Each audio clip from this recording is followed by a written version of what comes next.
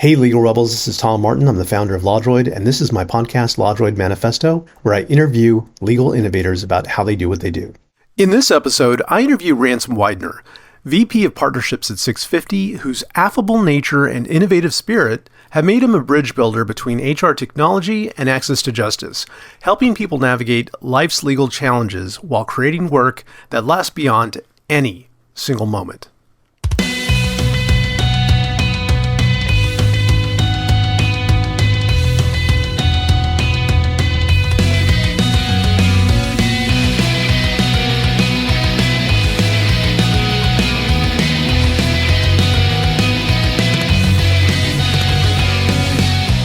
Welcome to the LawDroid Manifesto podcast. I'm Tom Martin, your host, and I'm really thrilled today to have on Ransom Wydner, who is the VP of Partnerships at 650, and he's always impressed me as a very, shall I say, affable man who gets along well with practically everyone, and I really love his spirit and energy, and he's also done some really amazing, innovative stuff, and so that's what we have him here today to talk about. How you doing, Ransom? Doing really great, Tom. Thanks so much. It's such a pleasure to be on the podcast. I'm a fan of the LawDroid. I'm a fan of the Manifesto. It's great to be here. Thanks again. Well, I appreciate it. And it's my pleasure to have you on. I want to ask you about all kinds of stuff and get into your origin story a little bit, talk about 650 and everything in between. But to start with, where are you at right now? What are you up to? Salt Lake City, beautiful Salt Lake City, Utah. Yeah, I've lived here for about 20 years now. So sitting in my partner's office. My office is always a mess. I've usually got my Zoom background on for that reason. But her office is cool. There's guitars hanging behind me. So still had the blur, to give it a little bit of mystery. But this is a great place. One of my favorite places to be in the world is this room in this city in the great state of Utah. Very nice. And we're on the precipice of the fall, but we still have a little bit of summer left. So that's nice. Yeah, absolutely. And I'm happy. I'm looking forward to the fall. Fall in Utah is gorgeous. It gets hot here. September in Utah, it's tough to beat. If you've never been, come visit, check out some of our national parks in a September, October time. You'll be blown away. It's a great place to be. I want to ask you a little bit about, stuff that's in the air right now, kind of talk about some highlights that we'll get to like later in the conversation. So what are like a couple of things that stand out, possibly like from the perspective of your work at 650, you think are really going to change things? Really good question. I think 650, like everybody, we're navigating, what AI means for us. I think, that's something I love following you and your work in AI. I feel like you're always right there on the cutting edge. I think what's been really interesting for me lately has been comparing and contrasting the commercial world, so 650, we work in the HR tech, kind of world, where AI is huge. And then also the access to justice world, so I co-chair the Emerging Leaders Council at LSC. For a long time, I was running kind of the project manager for 650's pro bono and access to justice tools.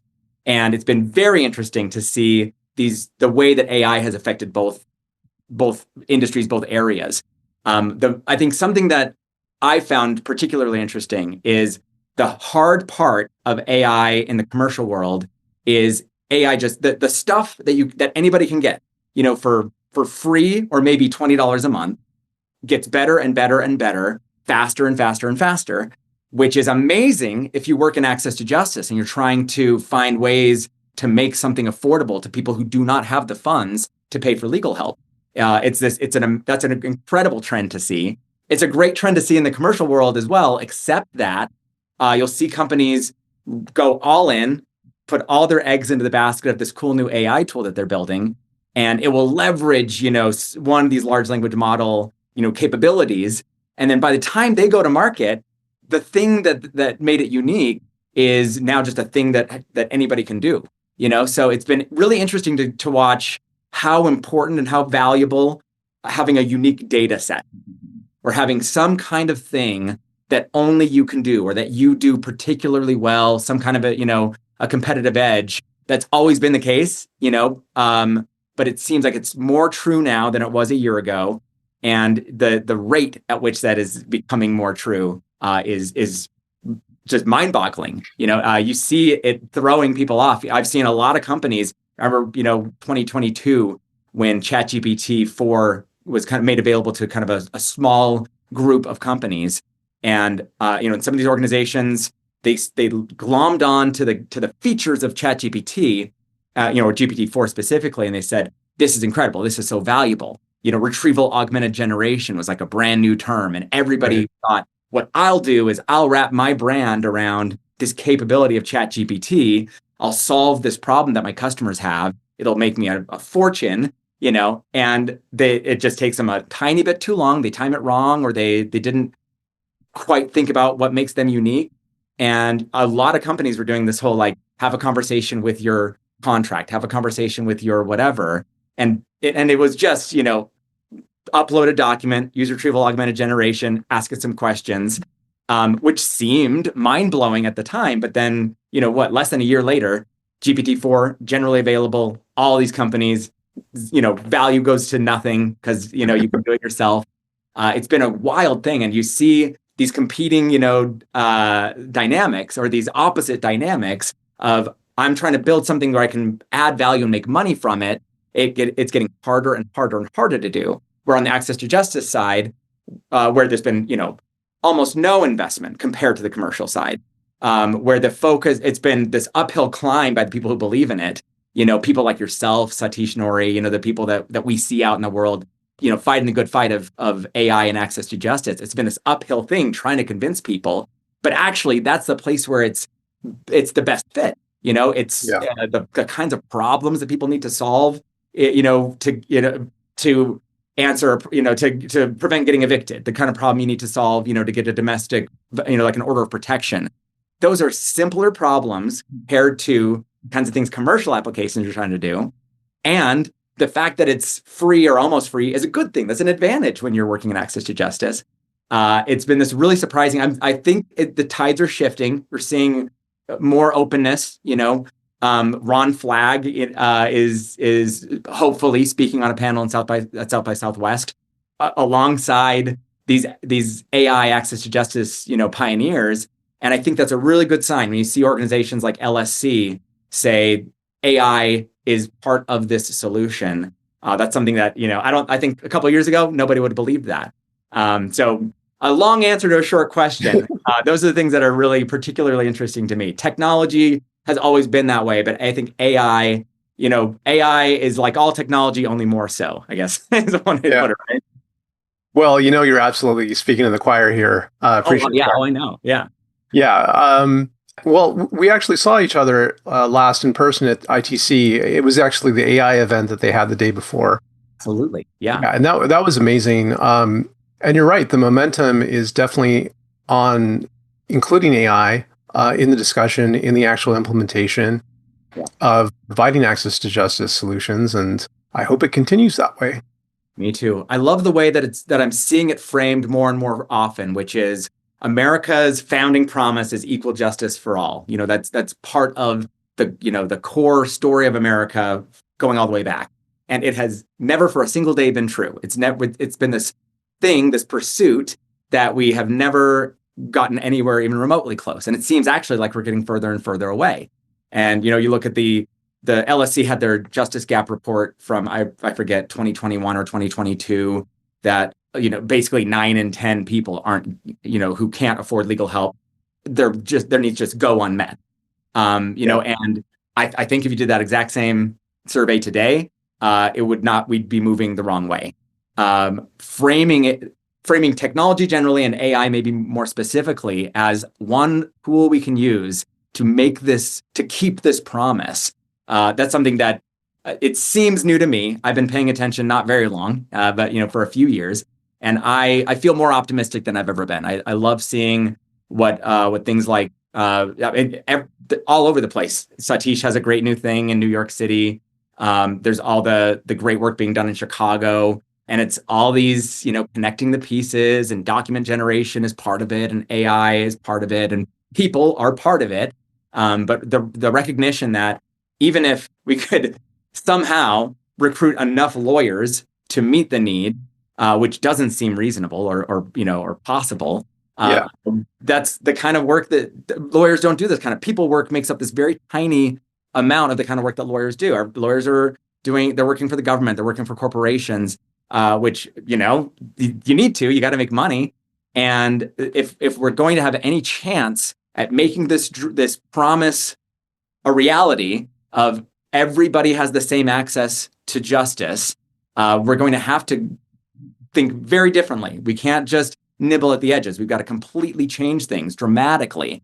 And, technology is great at that. I think that AI it represents the most interesting opportunity that we've seen so far. And I just hope, in 1 year, it's even a different story. We have even more capabilities.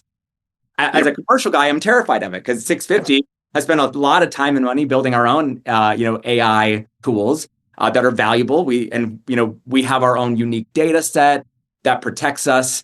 But every month, the free stuff just gets better and better, and so there's a lot of pressure to keep up. 100%. And I love that point. Like there is a tension there between, on the commercial side versus access to justice side. And on the access to justice side, it does feel like it's finally a moment where things are possible, and like we could finally try to close that gap. And so I do think that this is a great setup, and I do want to get into this more in depth. But before I do that, as you probably suspect, and my audience knows, I want to get into your origin story and ask you a little bit about that. So now you're living in Salt Lake City, but where did you grow up? I kind of grew up all over the place. So I've been in Salt Lake City for 20 years now, moved here, just around the time I turned 20. Before that, I moved probably 50, 60 times. So we tried to figure it out one time to get passports.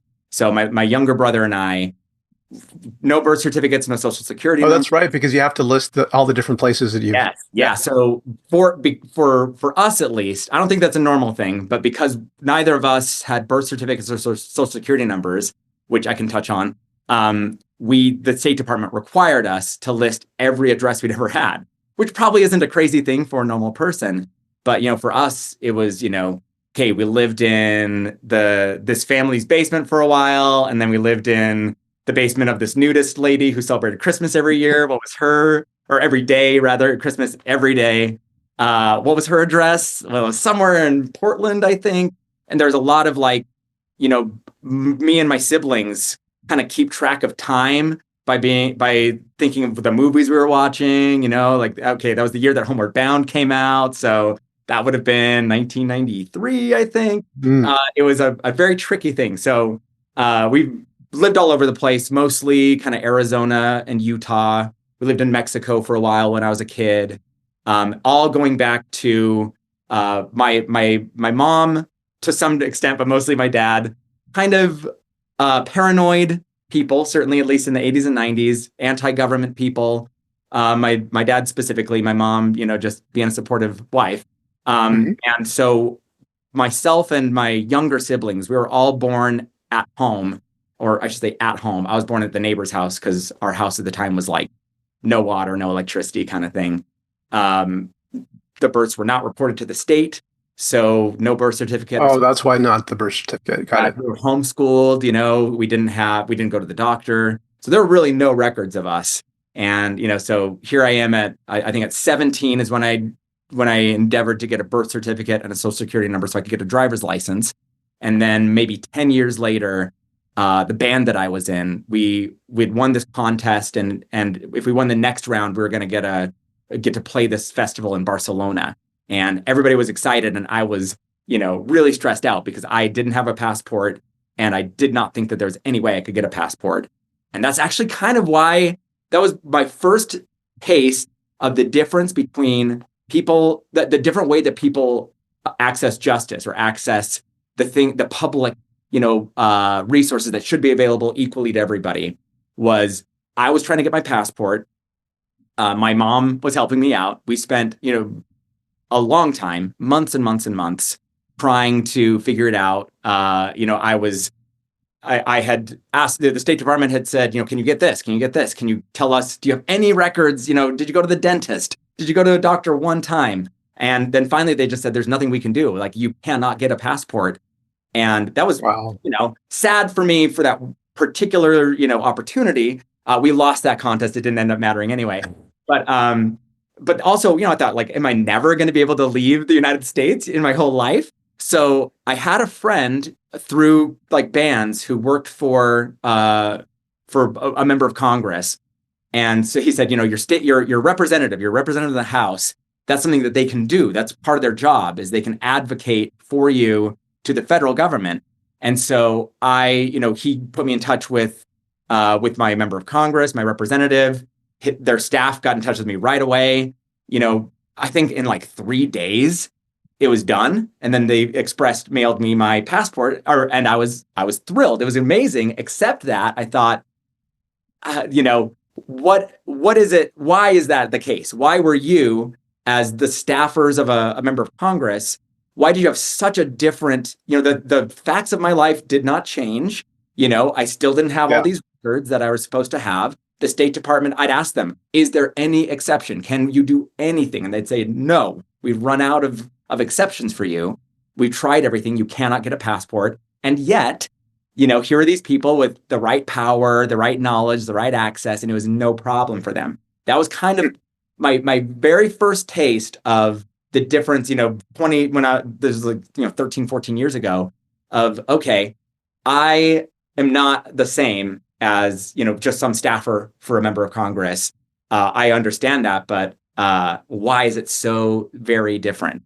And that same question has come up, as you can imagine, I'm sure, about 1 billion times since then, especially working in access to justice. Why is it so hard for a regular person to get to get something from their government versus somebody who has the right connections? The only reason I was able to get my passport is because I happened to know a guy who knew a guy, and if I didn't, then I would still just be a guy who's never left the country. I've been able to go on trips. I went to Barcelona, not as a musician, just, for fun as a tourist. And it was wonderful and I loved it. And I'm so glad I had that opportunity. And it's sad for me to think about, what would have been, if I hadn't known the right people, I just wouldn't have been able to access it. That's not fair.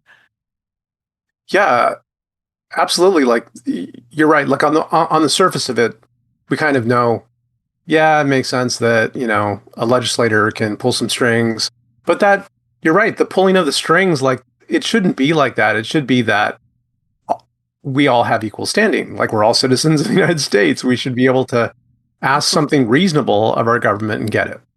Yeah. Well, I remember the staff had asked me, they said, sign this thing that gives us permission to look up your records, and I'm like, good luck. I looked up my records, but the thing that didn't work for me worked for them. And it would be one thing, I think, if it was my representative who was doing it, but it was just a staffer, somebody the same age as me, somebody in their 20s who had the authority of Congress behind them, or the authority of this member of Congress behind them. And, again, it benefited me. I'm glad about it. But it was interesting to think I thought I had exhausted my options. You had told me, State Department, that I had exhausted my options. And yet the right person asks, and all of a sudden there's new options. Yeah. Well, I could see how, like, that very personal, like, firsthand experience of that yourself, like, made you think, why is this different? Definitely. And then eventually, like, get involved in this. When I say this, I mean, like, the whole idea of access to justice and making things fair for people. One thing I was fascinated by when I was researching your background is that, kind of in keeping with the band, like, you're a vocalist and you've been doing it for, what, a decade now, if not definitely. More. Yeah, about 20 years. I've been, okay.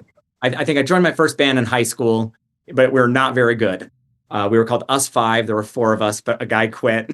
We just didn't change our name. We played mostly like Creed covers, so we weren't an excellent band. I started my first like originals band, where we thought we'd go somewhere when I was, I think, 19, and there was a solid decade. I spent my 20s giving it everything. I really thought that was going to be my thing. I was in something like 4 bands at the same time.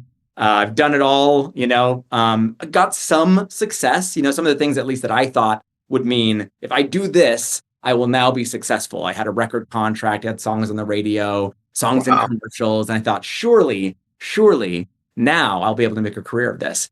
And then, I turned 30, 31, I think. And I was in 2 bands at the same time that broke up.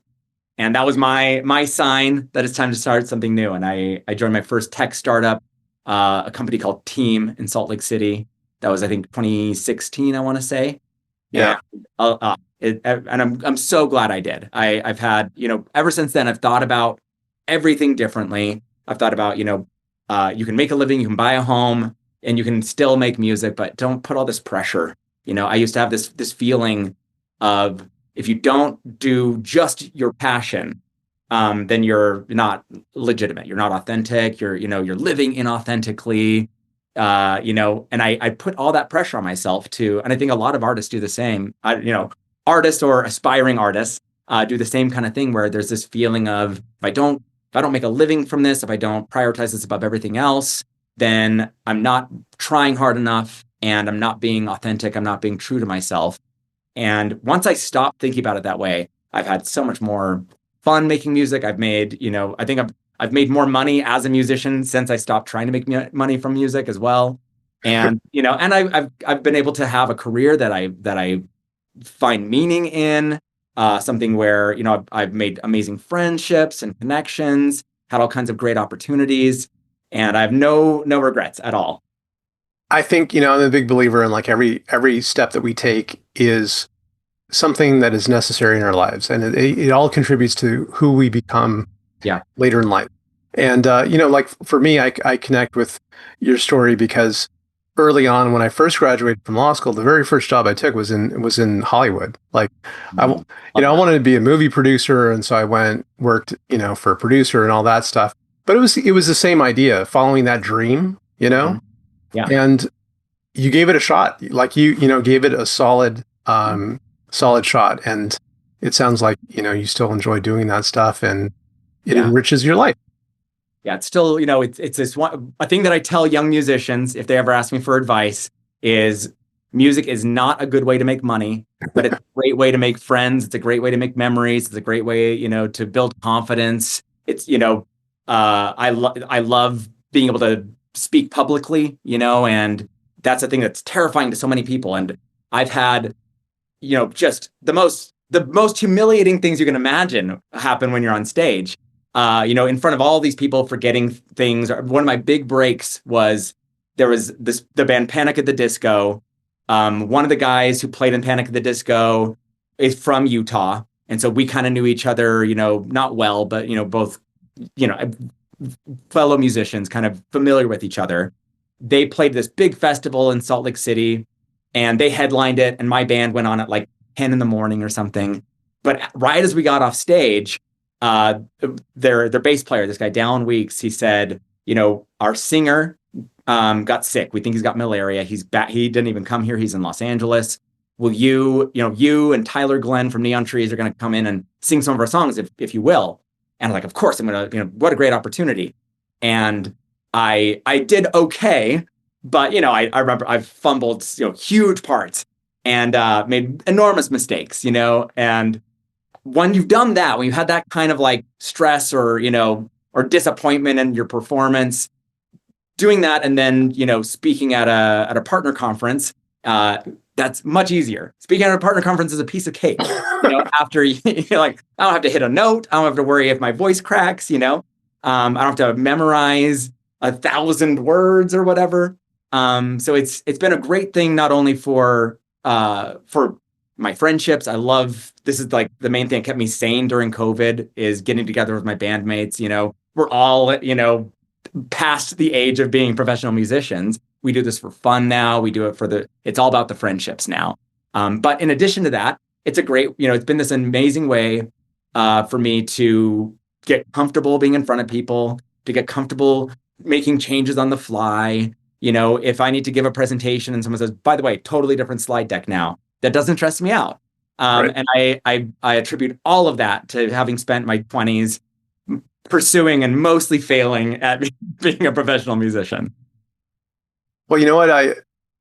I totally get what you're talking about. Like, I think sometimes when we talk to people about our lives and like our experience, there's a focus on like what the immediate is. And like the immediate thing to talk about is, okay, music, playing a band, what was that like? But there's also like, as you're saying, like the context of it, like the stuff that we learn within that role. Yeah. That like the stress testing of performance and then being able to like, apply that elsewhere, like, in presentations and all that. It's invaluable. And it's something that I don't think we really think of when we think of, performing musically, but it definitely is. I agree. So my first, job in tech, I did not have the pedigree, the resume, all the things to get the job that I wanted. And so I really had to try to shake them up, and make an impression another way. And it worked. And I'm so glad that I got that job, that first job in technology as a sales development representative. It opened so many doors for me.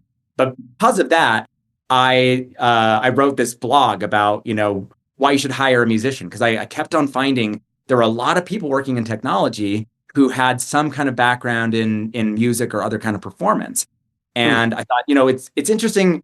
A lot of HR people at the time, at least, the big conversation in HR was, spend less time looking at this checklist of specific experience and specific education and look more at transferable skills and behaviors. And I thought that was really neat. But I also felt like I hadn't seen that for the most part. I hadn't seen it applied toward things that are outside of the professional world. I'd interviewed for another job maybe like 2 or 3 months before the tech job at Team. And I remember the hiring manager asked me what was my biggest accomplishment. And it was something about music. It was something that I'd done in the last year as a musician that I was very proud of. That was a lot of work, and I thought was a big accomplishment. And he just kind of brushed it off like, no, I mean like in your job, And all my jobs in my 20s were things like I worked at the Gap, like it was make ends meet kind of things, Right. just to keep the lights on while I chased my dream. And I didn't have a lot of, impressive things to say about how well I folded cardigans at the Gap. All the things I could talk about were things in my passion. And so I wrote this blog piece about why you should hire a musician. And it did, it was okay. It was, as far as LinkedIn content goes, it was, middling. But it opened my eyes to all of these, to how big a thing that is. People that I knew in my immediate, circle, but also they would introduce me to somebody and they'd say, oh, you should talk to this guy. I would talk to people who were hiring managers at big tech companies who said, I specifically try to find people who have some kind of music experience because there's actually, it's a great way to be confident. It's a great way, to not have stage fright. It's a great way to learn how to improvise. There's all these skills that a musician has. And so, writ large, I think the most interesting thing about that to me was, hopefully helping people think about transferable skills and behaviors in a little bit different way. Thinking, broadening it out. Think of maybe the person that you wouldn't have thought of hiring, or the skills. If this is the skill you're trying to hire for, maybe think outside the box a tiny bit more, even, and you might be surprised at the kind of people you'll find. Yeah, and it's interesting. Like this, even eventually ties back into HR and 650. Always, it all comes back to HR technology. Yeah, it's all connected. But one thing I'm curious about is like what you're describing. Like that explains they're coming to be interested in you and your transferable skills. But I'm also interested in learning the opposite, because what drew you to tech? Like, I mean, you're a musician. Working as a musician, that background, I think your major was in history. Yeah. Yeah. I'm a college dropout. I'm currently still majoring in history. Okay. 1 credit hour at a time as I'm able to. At some point before the end of the century, I think that I'll finally have my degree. Yeah. But what I mean is like from your background to going into technology, like what was the draw there that took you in that direction? Technology, I've always been kind of a geek. I've always been interested in technology, just kind of generally, not specifically. I've got my younger brother, Kirk, is like a major tech. I think I say that with affection. I think he would receive it that way. when I was a kid, he would like take apart the vacuum cleaner and then put it back together, take apart a telephone and put it back together. Yep. And it was just, so as I kind of had him around me, influencing me, he was into computers before I was, video games before I was. And so there's a thing that I was aware of. I knew that technology could be fun and solve problems, as a kid. As an adult, some of the jobs that I would take, I think I was good at fixing stuff or figuring out a problem. And so the jobs that I would do to make ends meet would be like technical support kind of things. So I did a lot of different kinds of technical support jobs. And, and I thought, okay, this is a thing that I'm good at. Maybe I can kind of take this and build on it and turn it into a job. Now that being a musician is for sure 100% never going to make me enough money to survive. And so I started looking around at technology companies, and I was drawn to startups. I think I was drawn to startups more than to technology. It just so happens that most startups are technology companies. And I think what I liked about startups was that I could go there and just do good work and work hard, and they would put me where I needed to be. So many other places where I worked, it was like, here is your job. This is your role. You're this specific cog in a machine, and you can get promoted to a level 2 cog and a level 3 cog, and you can be, but you're kind of limited, even if you're trying very hard and working really hard and excelling.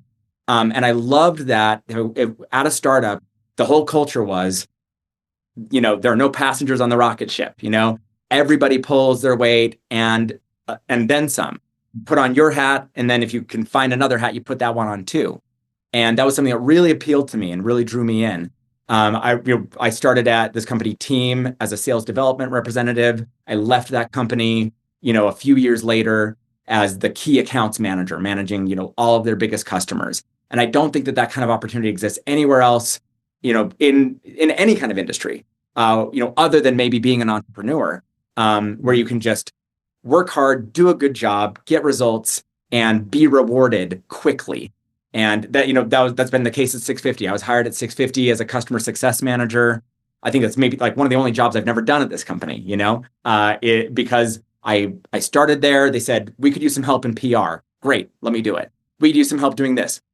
I would love to do that. That sounds fun. Let me do it. That's how I ended up, I'm not an attorney. I'm not an engineer, but I ended up, being kind of the project manager with actual attorneys, doing the work. For our pro bono and access to justice tools. It was interesting to me. It was kind of hard, and nobody else had taken it on. And I said, I'll do it. I'd love to do this. That's a thing that's really cool in the tech world. That's, I think, the thing that drew me in. It's a thing I love seeing is that you can just work hard, get good results, and kind of carve out your own path. That feels true now. As much as it was in 2016 when I joined kind of the tech world, and maybe even more so. I think, who knows what AI is going to do? I feel like AI is just going to kind of supercharge that.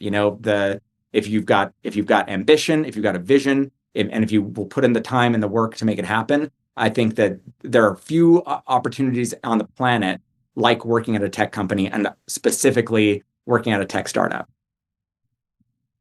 Well, thank you for that. I mean, I understand what drew you to tech now and the progression there. I do want to rewind a little bit to you starting at 650. Yeah.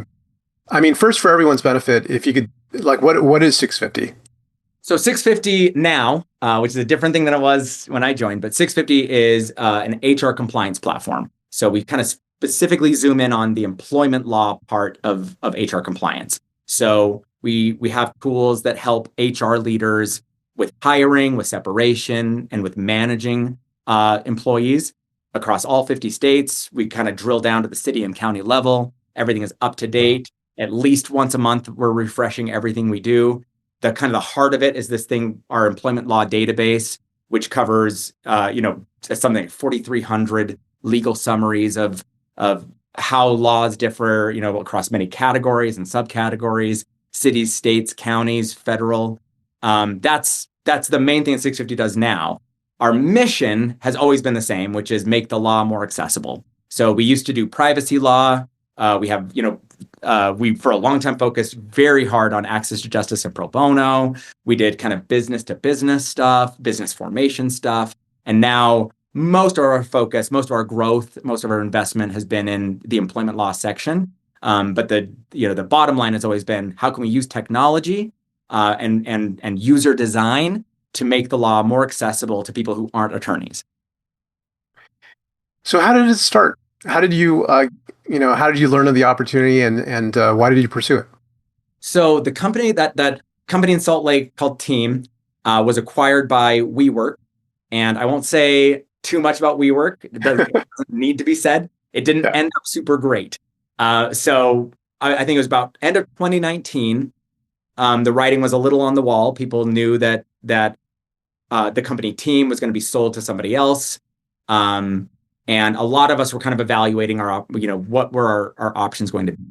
And there's a really vibrant tech community in Salt Lake City and kind of the greater Salt Lake City area. So there are a lot of opportunities, but there were kind of three different groups of people, the people that I cared about the most, trusted the most, who worked at Team, went to kind of three different places. One of them was in finance, where there was a lot of money. One of them was in oil and gas. That was kind of the most money. And then there was this legal technology, which was definitely the least money. But they were also the ones that were being straight with me. So I talked to all these companies. I thought they were really interesting, nothing bad about them. But when I talked with the 650 people, they were talking to me. They wanted to get to know who I was. It wasn't just about, they knew my resume. They had it in front of them. They weren't asking about my experience. They're asking about me as a person, what I care about, what my goals are, what's important to me, what kind of work do I want to do. And I was really drawn to the fact that they were doing some access to justice stuff. This was, 5-something years after I'd had my own encounter with the passport. And this doesn't seem fair. And they were doing work with asylum and something also very dear to me, eviction. I got evicted a lot as a kid. And so, it moved a lot. But housing insecurity is like this thing built into me. And they had this thing called Hello Landlord that was very useful to a lot of people, people that reminded me of my family growing up. And so, I said, if I join 650, can I work on these? Can I put some of my time into these kinds of tools? And I said, yeah, absolutely, for sure. You can kind of work on whatever you want here. This is a small company. There's stuff you've got to do. And as long as that stuff's done, do anything else. We love that. We love ambition. So that was kind of it for me. And then I also, as I was leaving Team, I had some things that I felt like I needed to wind down, some commitments to customers. I wanted to make sure that some things that I told customers would happen, I want to see them all the way through. And so I had told 650, here's where I'm going to start. And then I told them, actually, I can't start for 3 more months. And I explained why, and they said, that's fine. They understood that, they appreciated it. And that for me was yeah, of course, this is the right place for me. These are the right people for me. And that's been reinforced over and over and over again over these years. Wow, that's an amazing connection there. Also the fact that, I get it. Maybe the others were speaking to you more as that, as you mentioned, like a cog in the wheel kind of thing. And do you fit into that? No, they were offering, they were saying, they were talking about money and money that I had never thought of myself making. And that was attractive. But I also, I didn't connect with the mission of either of these organizations. And the 650 mission was just so interesting and so compelling to me. The idea that the law is a thing that kind of should be everybody's. The way that I talk about it is the law is literally public property.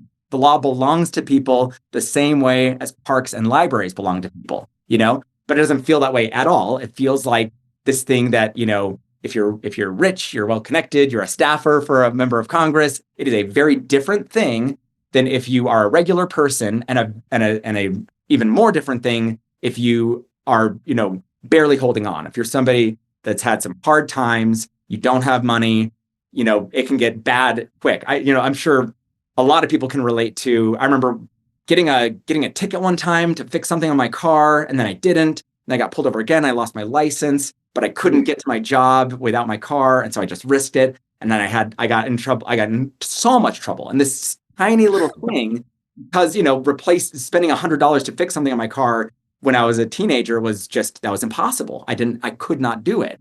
And it ballooned into this thing that took over my life, And that is the everyday experience for so many Americans that try to interact, for them, the legal system, the law is this intimidating thing that's a problem for them. It's not a resource for them. It's not a thing that they can leverage and feel empowered by.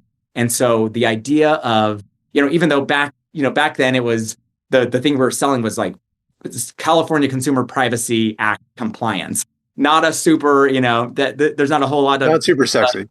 Yeah, not the average, low income person isn't, trying to figure out privacy compliance. But the fact they were also doing the Hello Landlord and the asylum work, to me, that meant, okay, so this is something I can actually make a difference here. That was something not to speak ill of WeWork, but that was a thing that appealed to me about WeWork. They had this, the way they talked was, we're trying to change the world. We're trying to make this a better place through subleasing co-working spaces. I don't know exactly the connection, but I believed it. I remember going to when they bought our company, they flew people in from all over the world. They bought up like every hotel in Los Angeles. They reserved all of Universal Studios. It was this huge thing. And they were talking about how we're making the world better, how we're helping people, we're making a difference. And I thought, this is it. This is like, I can be a tiny part of change, of something meaningful. And I didn't feel like that actually ever happened. And I kind of felt like maybe that wasn't the goal ever. And so when I joined 650, that was a thing on my mind. I want to do a job that's meaningful. It doesn't have to change the world, but I want it to mean something. I want it to make a difference.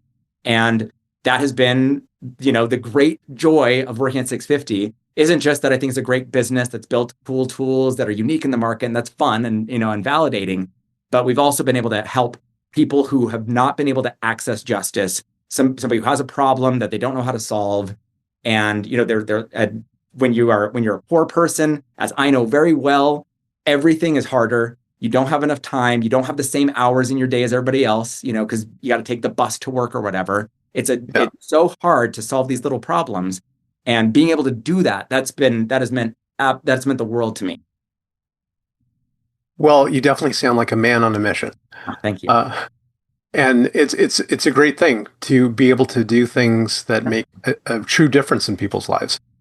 Yeah, and I know that's that's something I love about LawDroid. I see all these, the way you work with legal aid organizations, the way that they'll be able to build this tool. And I think, who made this cool tool? And it's more often than not, it's LawDroid. So, I appreciate that, Ransom.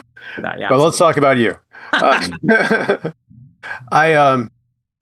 I'm curious, like, so there's a lot of positive things in the air, and I know that you're a very positive guy, and that's one of the things I like about you. But I'm also curious, like there's a lot of, with the technology, with some of the like disconnect between like what it actually does and what people think it could do, what lawyers think it could do. There's uncertain, and there's certainly on the other hand, impacts that it's having on our lives in terms of, job insecurity, where people feel like, well, if they could do something with AI, then I don't have a job. Mm-hmm. What are your thoughts? I'm just curious as to what your thoughts are about the parts that might concern us about where we're heading. I think it was Carl Sagan said something about, the risk, and this is back in the 70s, and even more so now, we rely more and more on technology that we understand less and less. And I think that is concerning to me. I don't have answers around it, but ultimately, for me, what it comes down to is there is no stopping technology. If there's a hole in a dam, you can put your finger in it for so long, and then it will always win. The dam wins, progress wins. And technology, innovation, those are unstoppable forces. What we need to do is figure out how do we benefit the most from it, and how do we take the most advantage of it and control as much as we can any kind of downsides. It's a perfectly valid when someone says, I'm worried about AI taking a bunch of jobs. I know people whose jobs have been taken over by AI, and it's not the kind of thing that we were thinking 10 years ago. Everybody thought it's going to be warehouses and driving and that kind of thing. And there was almost this feeling of, that's okay. It's okay if it takes Right. those jobs, as Right. long as the cool creative stuff, graphic design and writing and being a lawyer, those things, only humans can do that. And I think maybe some of the reason why there's been such a reaction is it's not the plan. It's not what everybody thought would happen. AI is coming for much more valuable or higher paying kinds of jobs, the jobs that we thought humans could only do. AI is coming after artists and writers. I don't know if I have the answer. The way that I feel about it, though, is that we just have to do the best we can, help people, give them resources that they can to try to reskill, and I'm somebody who believes that there's some of these problems are not market problems. Some of these are policy problems. Some of these are things that need, at a societal and cultural level, we need to address and we need to find solutions for. But me as a person in the marketplace, what I tell people is learn it, figure it out, because you're not going to stop it. Find out how you can benefit from it the most. Try to reduce your risk as much as you possibly can, whether you're an individual or an organization. And then, obviously, from my perspective, at least, the long-term solutions are going to be cultural, societal kinds of things. Us deciding as a society that, we need more interventions. We need more safety nets or different safety nets. We need things like, like basic income. I don't know. I'm not a policy person, but I have a very strong feeling that the solution is not going to just be trying to convince companies not to do the most profitable thing. Everybody's going to do the thing that's most efficient, the thing that's most cost effective. And, right now that looks like more and more and more automation. On the individual scale, I think what that looks like is learn how to use these tools. The best time to do it was 3 years ago. The second best time is right now. And, at the larger scale, above my pay grade, but hopefully people smarter than me are thinking about it. Well, I think it's great advice. It's very important to understand what's going on, to experiment with it, to get your hands around it, and take advantage of it. So I'm 100% with you.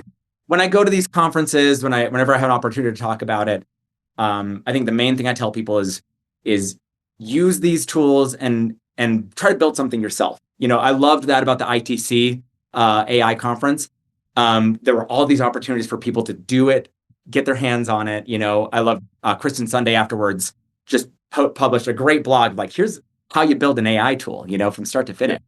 And I think that's such a helpful thing for two reasons. One, it's really good to build those skills. But two, I think it's so important to understand what AI tools are good at and what they're not very good at. Now, they're going to keep getting better at the stuff that they're not good at. But understanding that difference, I think, is the key, whether you're an individual trying to do better at your job or an organization trying to figure out how do you leverage AI and how do you build things that will actually be valuable to you, is understanding, okay, what are the things that it does really well? What are things it doesn't do well, where there's still an opportunity for me to add some value? Because as these tools get better and better, it's going to be more and more important to have a thing that you do uniquely, that you can protect, that can't just be duplicated by somebody else. Well, absolutely. And it makes me think, like, one of the questions that I've been wanting to ask you, and I think it would be really, the audience would love to hear your answer to it, is in doing all of these different things, from being a vocalist to hanging out with your band to, the work you do at 650 and everything in between, how do you keep that balance? Like, is there such a thing as a work-life balance? What do you think? I think, so first of all, I think it's a different thing for everybody. I know people who genuinely feel like their work is their balance. They do it, they lean all the way into it. That's great. Good for them. God bless them. I envy it a little bit. I'm one of those people whose work benefits also from unplugging and, for as much as possible. So I try to practice mindfulness, just little 2 minutes a day of trying not to think of anything, which is really hard when your mind's going a billion miles an hour. I'm sure you can relate to that. I like to, whenever I work from home, so I work from our office a couple times a week. I appreciate that I have that flexibility, because when I work from home, I'll go on a walk on my lunch break or take a quick run on my lunch break. It takes me 30 minutes to eat lunch, 30 minutes to go on a walk or a jog. And that helps me just, I don't know, there's something about having a problem that's bigger than the problem. If I'm exercising, I'm sweating, it's hot outside, I'm thinking of that and not thinking about the email that I need to reply to. And just being able to stop thinking about something for a moment, in my experience is game changing. I'm also a big believer, in taking vacation and using your time. Right now my team is small. It's me and one direct report. For a while, I ran all the marketing at 650. I had a pretty big team reporting to me, and one of my things was, when you take time off, take it off. And it's so important. Maybe one thing I'd say to people managers, or something that I did myself, was, when you have time off, find somebody who will actually cover for you as much as possible, so that you're not just, coming back to a giant pile of work that's got to be done, or you're overworking ahead of time to get your pile down. It's so important, I think, to be able to truly disconnect and take whatever it is. For some people, it's 3 days and you feel like you're back to normal. For some people, it takes weeks. I'm somebody who, if I can get out of town for 3 or 4 days a couple times a year, that's going to make a big difference to me. You hear that, everyone? Ransom says, take time off, you take time off. Use it. Yeah. Nobody's impressed that you haven't taken a day off in a year.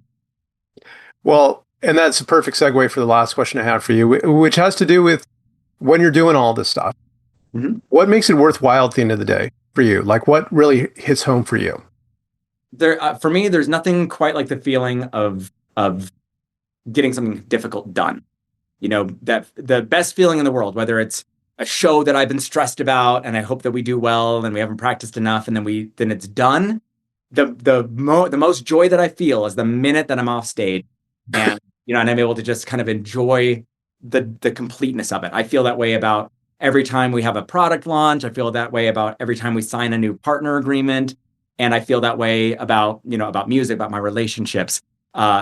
Doing something difficult, doing it well, and then saying, great, on to the next one. That's a big thing to me. I think bigger picture, doing something meaningful, doing something that I feel like will last. It's such a privilege when you think about working, whatever your job may be.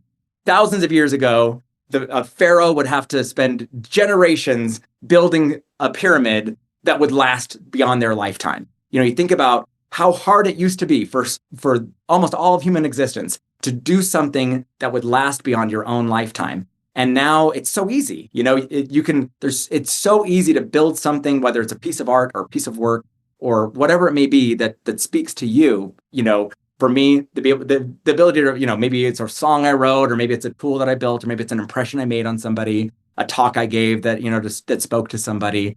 The idea that I can do something that may outlive me, and I don't have to be a pharaoh and build a pyramid to do it. That is a huge thing about what motivates me and makes it worth it. Well, Ransom, thank you so much. That's an awesome way to bring us home. My pleasure, really. Honestly, Tom, thank you so much. Yeah, it's been a pleasure to have you on the show. For people that are watching, how can they reach out to you, keep in touch? You can always email me. I love my email, ransom@650.com. I'm on, all the social medias. Find me on LinkedIn. If there can't be more than like a dozen guys named Ransom on LinkedIn, so find me that way. And I go to a lot of these trade shows too. So if you work in the HR world or the partnerships world, maybe I'll see you at one of these events, or the Access to Justice world, ITC. And I do hope to see you at the next one. It's always a pleasure. Bells on, definitely. And to all of you, thank you so much for watching. I'll see you next time. Thank you so much for watching the latest episode of the LaDroid Manifesto podcast. To keep in the loop about upcoming episodes, please subscribe to LaDroid Manifesto and you'll get notified. Thanks for watching. See you next time.